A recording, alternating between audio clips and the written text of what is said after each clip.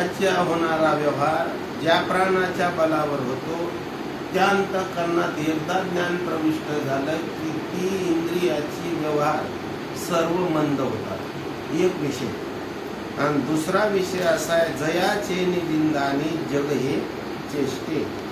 कारण वर्णन या ठिकाणी असं करतात की ज्याच्या साम्यतेने म्हणजे ज्याच्या समत्व दृष्टीने ज्याला तशी अवस्था प्राप्त झाल्यामुळे जयाचे निबिंदाने ज्याच्या सामर्थ्याने ज्याच्या साम्यतेने जग हे चेष्टे.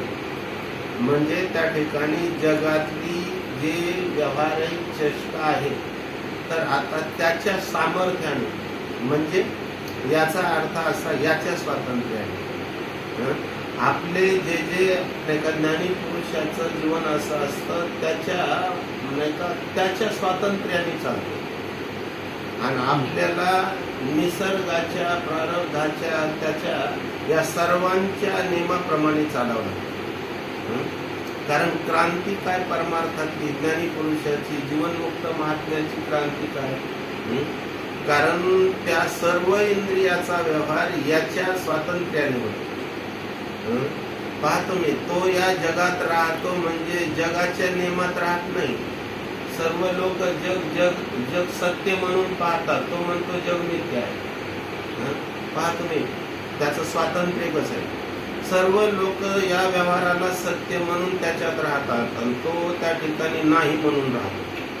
माझा नाही आणि व्यवहार नाहीच या निश्चयाने राहतो. म्हणजे हे स्वातंत्र्य की नाही.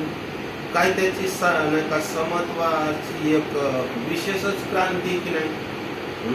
त्याच्या सामर्थ्याचा जर विचार केला तर सामर्थ्याची निभिके जो शिवाचीही म्हणजे त्याच्या सामर्थ्याच्या प्रभावाने शिवपदाचा ऐश्वर्य भोगतो म्हणजे ब्रह्मस्वरूपाचा ऐश्वर्य भोगतो. आता बघा प्रारब्धाने आपण श्रीमंती भोगतो आणि ज्ञानी पुरुष ज्ञानाच्या बळावर नाही का परमानंदाचं ऐश्वर्य भोगतात. म्हणजे आपल्यातला त्याच्यातला फरक कळाला का. आपण प्रारब्धाने जे काही भोग आहेत ते भोगतो आणि ज्ञानी पुरुष परमानंदाचा भोग भोगतात. बरं असा विचार करा, आपण विषयादी दुःख भोगतो आणि ते संत त्या ठिकाणी या जगामध्ये जग अधिष्ठान परमात्म्याचा आनंद भोगतात. पुढचं